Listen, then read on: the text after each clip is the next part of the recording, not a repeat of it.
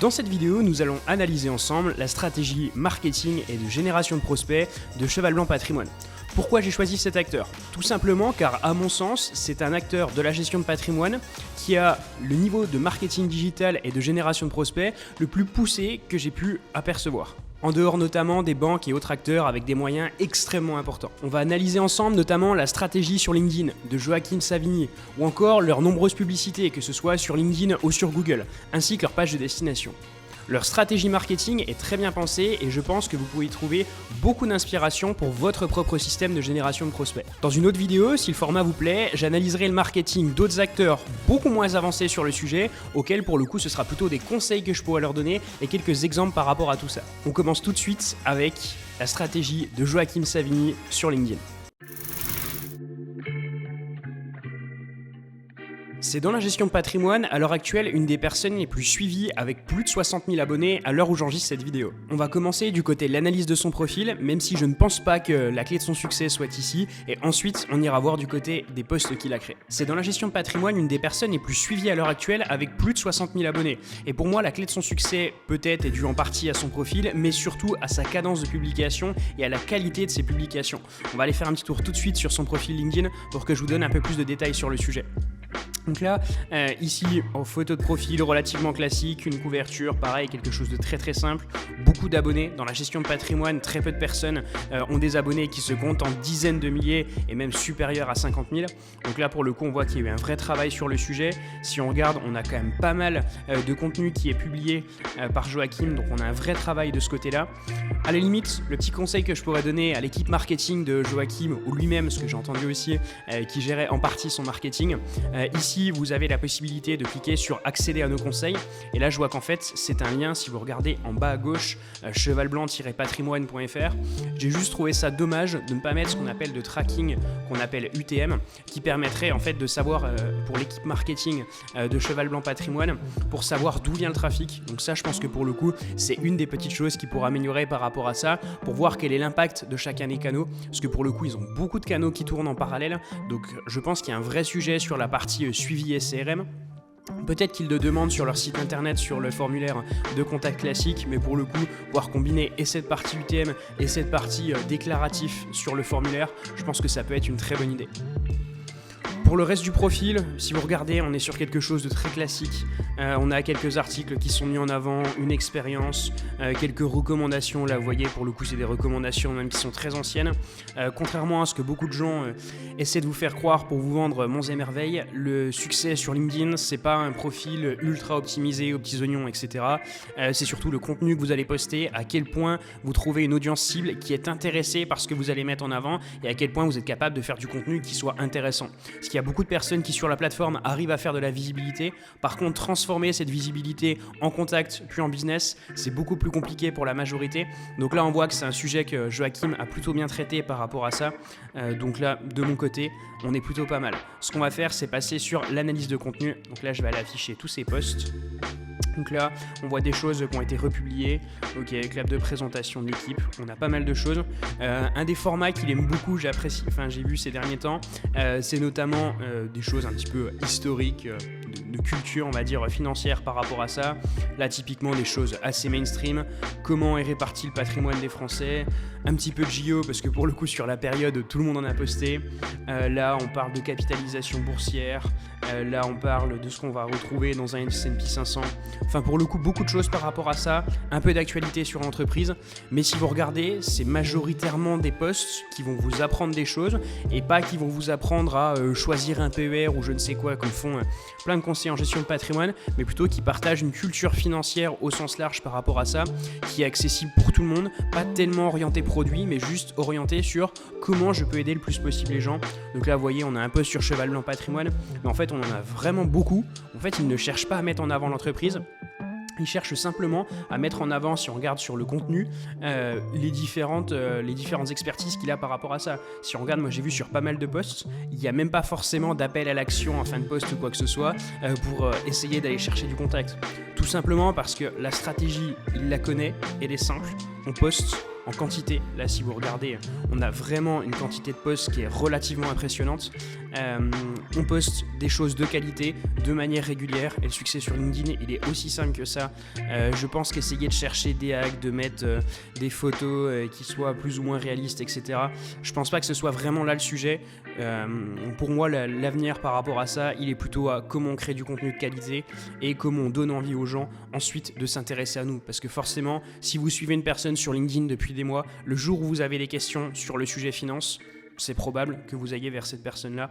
Donc ça peut être très intéressant. Voilà un petit peu pour la stratégie LinkedIn sur la partie organique de Joachim. On va passer maintenant à ce qui doit leur ramener le plus de prospects, d'après ce que j'ai analysé, c'est certainement leur publicité. Et dans un premier temps, on va commencer par la publicité sur LinkedIn Ads.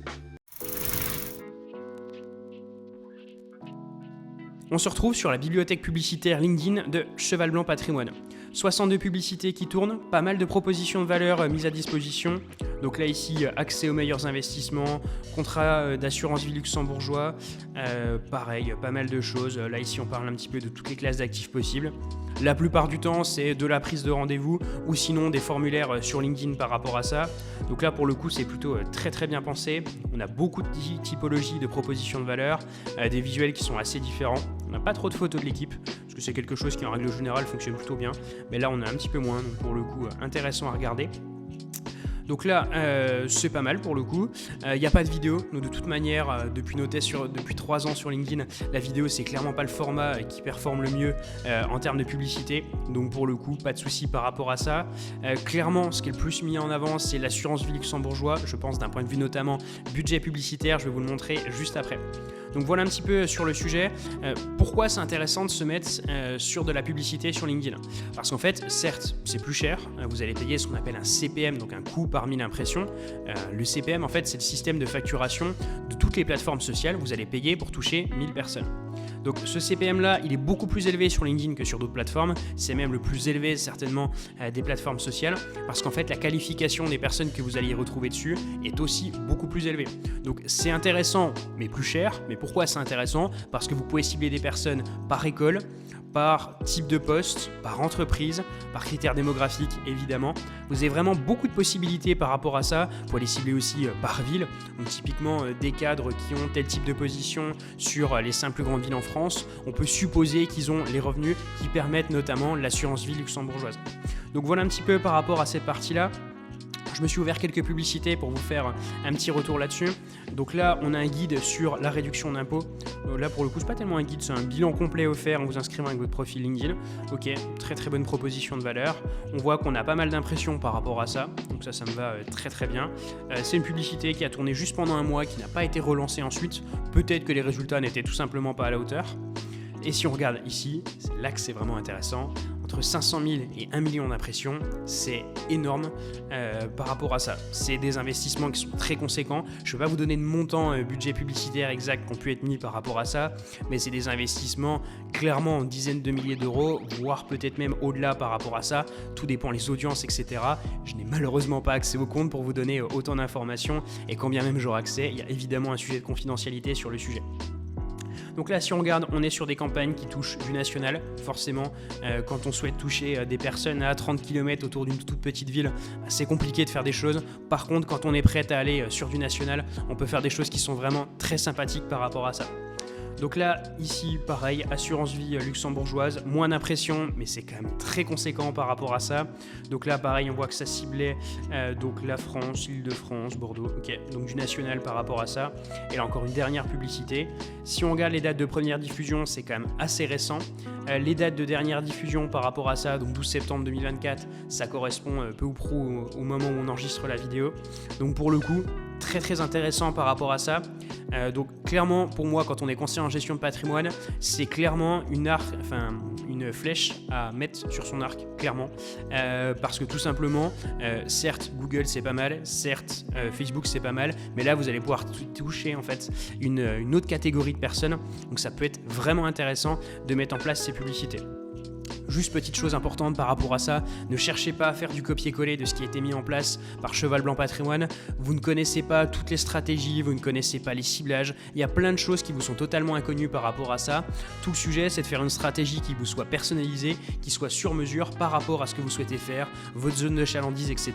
Peut-être que s'il avait mis en place ces publicités-là dans un autre contexte, sur un autre pays ou sur une autre ville ou quoi que ce soit, les résultats ne seraient pas du tout les mêmes. Donc il y a un vrai sujet par rapport à ça. Ne copiez pas. Moi, ce que je voulais juste vous montrer à travers cette vidéo et notamment cette partie-là, c'est que LinkedIn Ads, il y a vraiment quelque chose à faire sur le canal. Donc voilà un petit peu par rapport à cette partie. Ce que je vous propose ensuite, c'est d'aller voir leur bibliothèque publicitaire sur Google et on terminera par l'analyse de leur landing page. Et là, pour le coup, c'est aussi du très beau travail.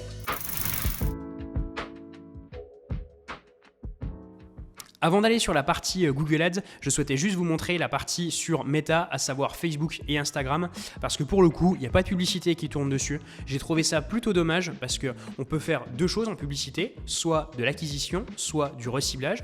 Pour l'acquisition, je peux comprendre, la variance que vous allez retrouver sur Meta est très importante, les profils vraiment peuvent être très hétérogènes par rapport à ça. Donc, si vous n'avez pas envie de faire perdre de temps à vos commerciaux ou vous ne souhaitez pas mettre en place d'événements type webinar ou quoi que ce soit, je peux comprendre que ce ne soit pas mis en place. Par contre, sur la partie reciblage, je trouve ça plutôt dommage que ce n'ait pas été mis en place. Parce que pour le coup, vous pouvez faire beaucoup de choses, que ce soit mettre en avant des livres blancs, mettre en avant des audits patrimoniales sur toute personne qui est venue sur votre site ou sur des pages spécifiques ou qui a passé un temps spécifique par rapport à ça. Donc ça, pour le coup, j'ai trouvé ça plutôt dommage de ne pas le mettre en avant sur Meta, parce que je pense que ça peut être relativement intéressant. Les budgets publicitaires à y allouer peuvent ne pas être très importants, ça peut être juste un tout petit complément par rapport à ça, mais cet effet reciblage peut être vraiment très intéressant si évidemment on surveille bien la répétition, c'est-à-dire faire en sorte de ne pas harceler nos prospects à longueur de journée, parce que sinon pour le coup ça va totalement vous desservir.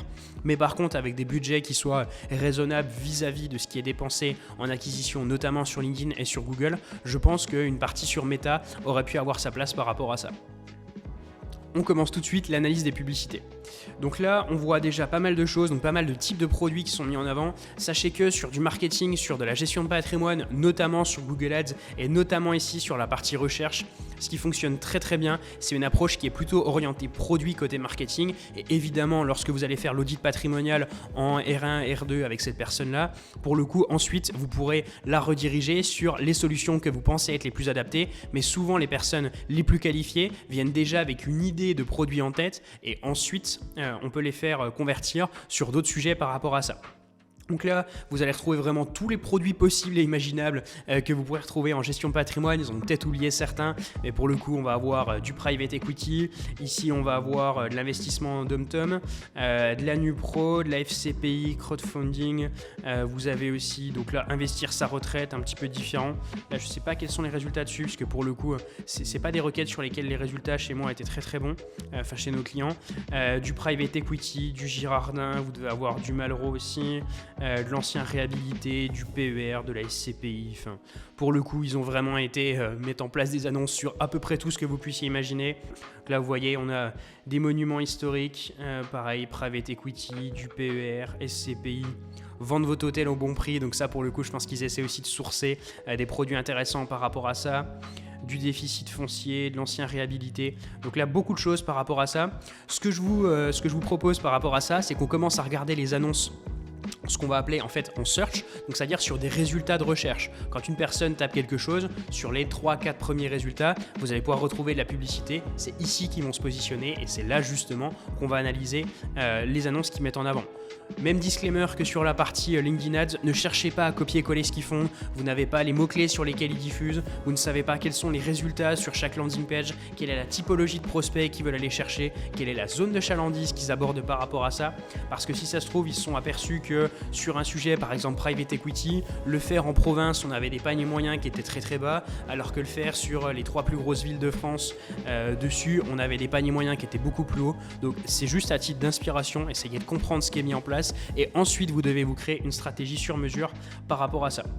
Donc là, private equity top 10, choisir les meilleurs projets, donc ça pour le coup c'est un petit peu dommage, parce que là je vois pas forcément en quoi c'est relié à un potentiel terme de recherche, investir en UPRO, les FCPI. Donc là en fait ce qu'il faut savoir sur Google, c'est que le changement qu'on a eu ces dernières années, c'est en fait qu'on laisse beaucoup plus de place à Google. Typiquement si vous prenez par exemple les annonces, ce que vous faites maintenant c'est que vous pouvez mettre 15 titres et 4 descriptions, et en fait vous pouvez soit laisser Google choisir ce qu'il souhaite mettre en avant en fonction, donc il pourra prendre par exemple juste 2 titres, le premier et le 13e, ou sinon vous pouvez faire en sorte que Google ne prenne par exemple en premier titre que 3 possibilités que vous avez mis, en deuxième titre que 4 possibilités que vous avez mis, etc. Donc ça pour le coup ce qu'il faut savoir c'est que ce qui est mis en avant ici n'était pas forcément ce qu'a renseigné Cheval Blanc Patrimoine, et c'était pas forcément non plus leur intention par rapport à ça. Parce qu'en fait Google part du principe où il sait mieux que vous quel message peut plaire à quelle personne, donc ça il y a un vrai sujet là-dessus. Donc là, de la NuPro, du crowdfunding. Là, le travail, ce qu'il faut se dire, c'est qu'il est extrêmement conséquent parce que déjà, on a des campagnes spécifiques à chaque fois. Donc là, sur du placement d'entreprise, sur bien préparer sa retraite, etc. Mais surtout, il y a une landing page dédiée derrière. Il y a un système d'automatisation qui doit leur ramener les prospects sur leur CRM ou sur leur outil de gestion de prospects.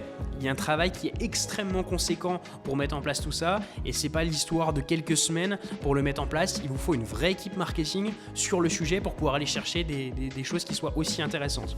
Donc là, on a les meilleurs projets en Girardin, financement de part de SCPI.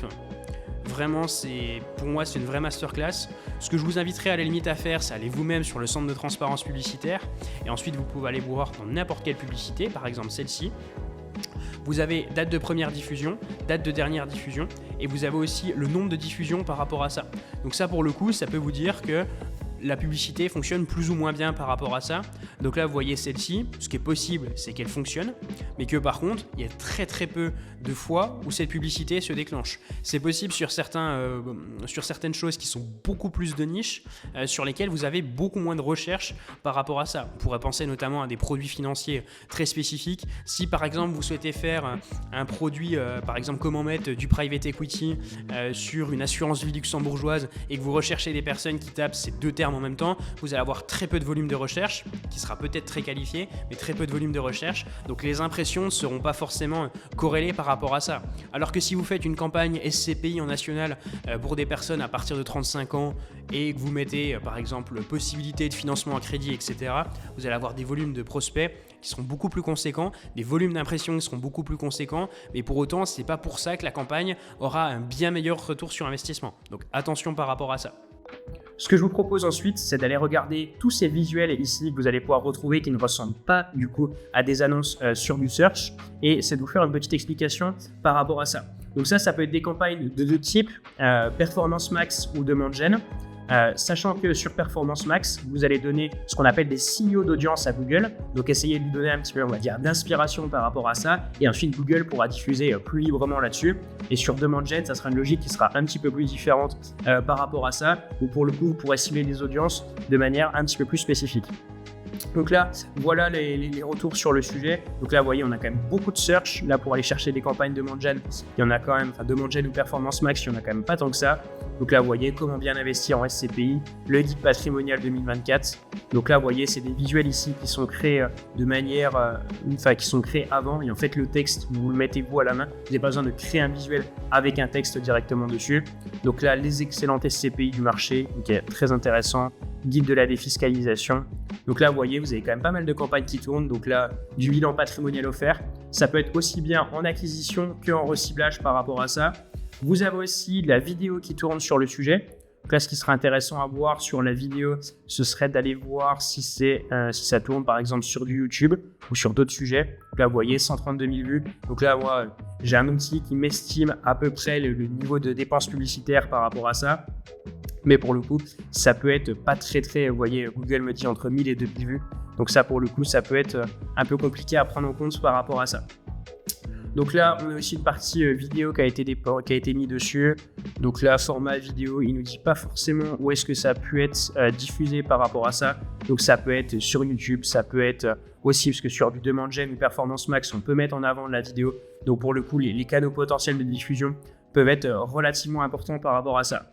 Ce que je vous propose pour terminer, c'est d'aller voir le sujet landing page. Dans cette dernière partie, je vous propose d'analyser ensemble la partie landing page. Donc j'ai ouvert de mon côté 3 landing pages. Évidemment, je vous incite à ne pas aller inutilement sur leur site internet, leur landing page, etc. histoire de ne pas fausser les résultats publicitaires, vu que je vais tout vous montrer ici. Donc ce que j'ai ouvert, la partie ici crédit SCPI, partie private equity et aussi assurance vie. Donc là pour le coup sur cette première partie, c'est la première landing qu'on va analyser. Crédit SCPI, déjà c'est un parti pris, parce qu'il y a beaucoup de conseillers en investissement financier qui ne souhaitent pas avoir des profils de personnes sur lesquelles on fait du crédit sur la partie SCPI, notamment avec les taux actuels. Donc ça pour le coup c'est une question de méthode de travail de chacun. Donc c'est déjà intéressant de voir ce parti pris là.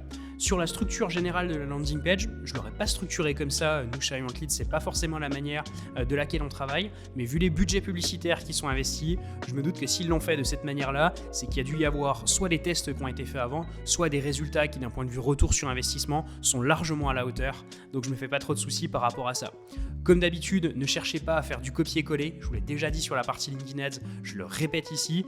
C'est très différent selon la situation de chacun. Donc vraiment, ne copiez-collez pas.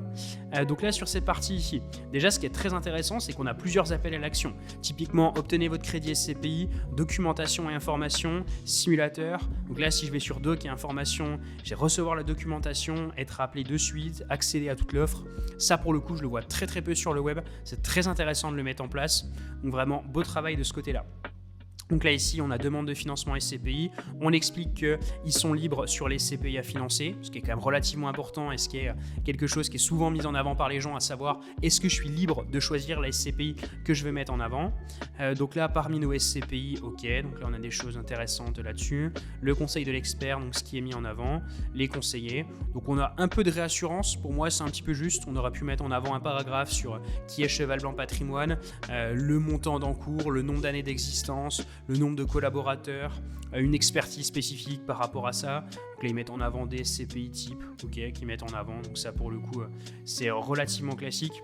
Donc ça, cette page-là, pour moi, elle fonctionne plutôt bien. Je serais curieux de savoir à quel point elle a été testée, parce que pour le coup, c'est clairement pas le type de landing page que je recommanderais à un débutant par rapport à ça. Parce qu'en fait, le vrai sujet, c'est quelle est la qualification des contacts qui sont obtenus grâce à cette landing page. Parce qu'en fait, une landing page, si vous avez un message très grand public, vous allez pouvoir toucher des personnes avec un profil très grand public, mais par contre si vous n'avez pas de partie spécifique, par exemple un peu plus pointue sur votre expertise, etc., des profils plus haut de gamme vont passer à travers, ne vont pas s'inscrire sur votre landing page parce qu'ils auront tout simplement l'impression que la landing page ne s'adresse pas à eux. Donc ça c'est un petit peu un arbitrage à faire par rapport à ça. Quelle est la typologie de personnes que je souhaite toucher? Est-ce que je veux des personnes plus avancées? Est-ce que je veux des personnes qui en sont plus à un stade de début sur leur investissement? Là, typiquement, si on veut faire par exemple une landing page un peu plus à destination des experts, on va leur parler d'allocation, par exemple, quelle partie mettre en avant en fonction de tel sujet, sur la partie imposition, comment l'optimiser. Ça peut être vraiment beaucoup de choses par rapport à ça. Donc, pour moi, c'est plutôt bon, mais je ne l'aurais pas fait forcément de cette manière-là. Si on va sur la partie private equity, alors là, pour le coup, on a encore une autre approche qui est faite par rapport à ça. Ici, on va aller parler du top des fonds disponibles. On pourra aborder le sujet private equity par un autre angle, qui serait de se dire, on vous explique comment réaliser votre premier investissement sur le sujet, sur la partie diversification, qu'est-ce qu'il faut faire attention, comment choisir un bon fonds de private equity, quels sont les tickets d'entrée. Là, pour le coup, on a une approche qui est totalement différente, peut-être un petit peu plus orientée expert, qui est de se dire on va vous mettre en avant les meilleurs fonds. Donc ici ils vont mettre en avant des meilleurs fonds par exemple au global.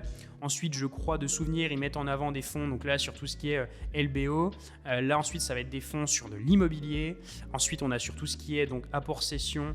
De souvenir ici ils avaient mis notamment des fonds sur la partie apport cession parce qu'en fait il faut des fonds qui soient éligibles par rapport à ça. Donc vraiment on a quelque chose qui est vraiment, on sent que c'est de l'expertise qui est très pointue par rapport à ça. Pareil, je serais curieux de connaître peut-être les retours sur investissement qu'ils obtiennent par rapport à ça et aussi la qualification des leads parce que là pour le coup si vous avez une personne lambda qui tape private equity qui veut réaliser ses premiers investissements dans le domaine, clairement elle va arriver là-dessus, il y a de fortes chances que cette personne-là puisse être perdue. Par contre une personne qui est plus avancée sur lesquelles qui peut tomber ensuite sur cette page-là, là vous voyez typiquement il y a du ticket au capital qui est quand même très connu en termes de fonds. Quand on arrive sur ce type de fonds-là, très intéressant.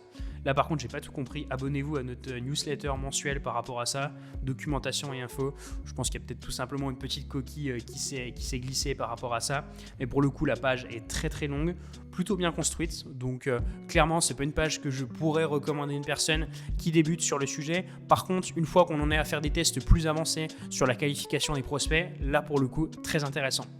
Ici, meilleures assurances vie luxembourgeoises. Donc là, pour le coup, on a encore un choix qui est fait en avant par rapport à ça, de mettre en avant des contrats, donc des top contrats selon eux. Ils doivent parler aussi donc, de la partie triangle de sécurité luxembourgeois. Donc ça, pour le coup, c'est assez classique sur ce produit-là. Donc là, évaluation précise.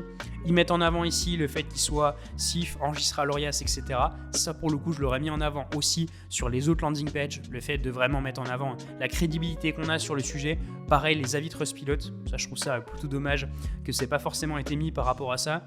Donc là, la construction est un peu différente. Ils ne parlent pas, par exemple, typiquement de souvenirs de ce qu'on peut mettre dans une assurance vie luxembourgeoise. Là, vous voyez, il y a quelques détails, mais vraiment, ils ne rentrent pas en profondeur sur le sujet. Parce que ce qui est très intéressant avec une assurance vie luxembourgeoise, c'est qu'on peut mettre tout ce qu'on veut dedans. Vraiment, que ce soit de l'immobilier, du financier, enfin, tout ce que vous pouvez imaginer. On peut le mettre dedans. Donc là, c'est le vrai intérêt de la chose. Donc là, ici, on voit avec une note sur 100, carrément. Ok, pourquoi pas. Donc là, la note sur 100, en fonction de quoi, ça peut être intéressant à comprendre. Les inconvénients à bien prendre en compte. Je trouve que l'inconvénient sur les 250 000 euros n'est pas assez mis en avant. Nous, ça fait déjà plusieurs fois qu'on travaille sur le sujet assurance vie luxembourgeoise. Et pour le coup, on n'hésite pas à mettre en avant des montants. Par exemple, accéder aux meilleures assurances vie luxembourgeoises dès 200 000 euros, par exemple. Donc ça, pour le coup, ce serait quelque chose qui pourrait être intéressant à mettre en avant par rapport à ça. Désolé, je vais un petit peu vite dans le scroll de la page. C'est pour vous montrer vraiment tous les points. Donc là, ici, pour toute autre demande, un code de vérification vous sera envoyé par SMS. Alors ça, pour le coup, certains le font pour de vrai. D'autres le font un petit peu, on va dire, pour de faux. Nous, c'est quelque chose qu'on avait fait à un moment sur certains de nos clients quand on a trop de faux numéros. C'était tout simplement de mettre en avant ici qu'ils allaient recevoir un code par SMS. Donc ok, pour le coup, pourquoi pas. Donc là, on a ici la CNIL, diversifier ses placements. Donc là, bon, ok, ces pages pourraient aussi vous intéresser. Ça, pour le coup, pas forcément très très fan. Là, pour le coup, on est plus sur leur site internet quand on regarde. Donc planifier, investir, nous connaître, etc. D'où la construction. On n'a pas l'air d'être sur une landing page spécifique. Il faudrait que j'aille voir dans le titre ce qu'ils nous mettent en avant.